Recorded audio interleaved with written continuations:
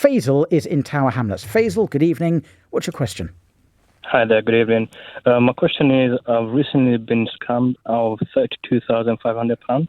I was about to buy my first house, and the email I received was from the solicitor stating that I should transfer 10% of the deposit.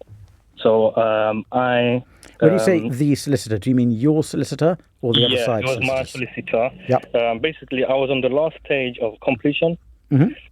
and then the email I received wasn't actually from the solicitor, but it was everything, the heading, the everything, the layout of the email was as if it was from the solicitor. So I basically got scammed of 32,500. Oh, no. So had you exchanged? Tuesday. Had you exchanged, Faisal? No, I haven't, because I'm short in cash. Right, sorry, because you said you were on the last stage of completion, but you haven't. Yeah, that is correct. You haven't exchanged contracts yet. No, I basically signed the contract on Tuesday morning, and then I sent it to the solicitor, and then I got a response back from the fraudster to say that for me to transfer the money, that they received everything. They even stated a mistake that I've made on the contract letter. So That sounds bizarre, because that sounds like there might be a lack of integrity in the solicitor systems, if they know about that. They basically, they're not, right now, they are not communicating with me at all. The only way they're talking to me is through the phone, not email. Previously, they were communicating with me through emails. But now solicitors. And what are they giving any explanation for how this happened? No, they saying that it's my fault, that apparently my email must have got hacked. But the funny thing is, my email, I've only created this email a couple of months ago for this type of stuff, for the completion of the house. So the bank basically informed me yesterday that they are not liable for my money, because when I transferred it, I kind of answered, yep, I've checked everything. Yeah, well, I think that's right. The bank isn't liable. I mean, there has clearly been a breach of email security here if they found out information about mistakes on your form and they were able to know who your solicitors were for the transfer. There are two possibilities. Either your email has been hacked or the solicitor's email has been hacked.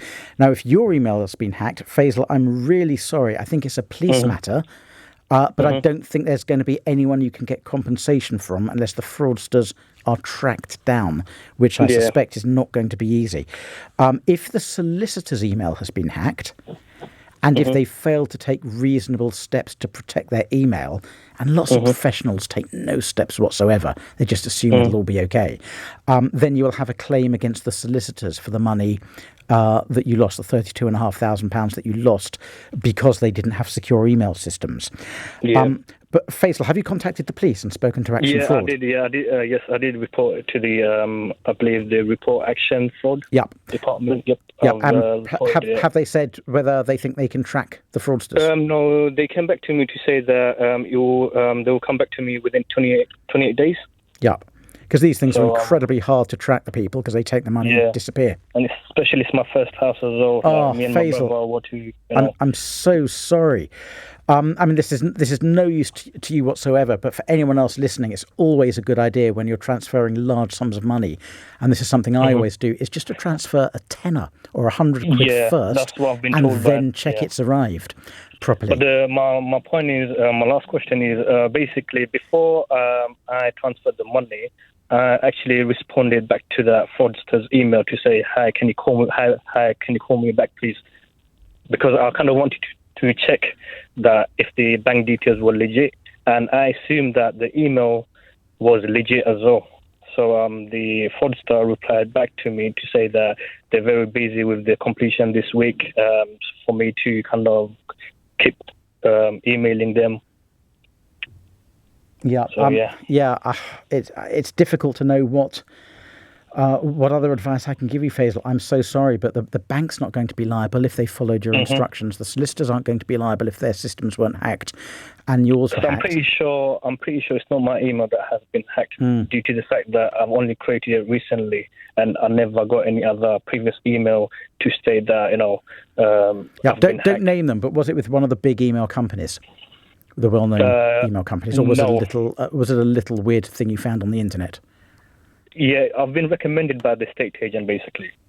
Right. Okay. I mean, I have no idea which side got hacked, and I can't help you there. What I would do is it's probably worth instructing an IT consultant, a forensic expert in this sort of thing, to see if they can track how your or the solicitor's emails were tracked. Now, the solicitors aren't going to grant you access to their email system, but you can grant an IT expert access to your email system and produce a report on whether yours looks like it's been hacked. Perfect. And if their conclusion is yours hasn't been hacked, well, I would go and speak to a professional negligence lawyer. Yeah. And there is a potential claim here against the firm of solicitors if they didn't have secure emails. Yeah. Faisal, thank you very much for that. Good luck with that. I hope you get some money back there. It's a horrible, horrible thing, especially on your first property, especially with such a mind-blowing amount of money, £32,500.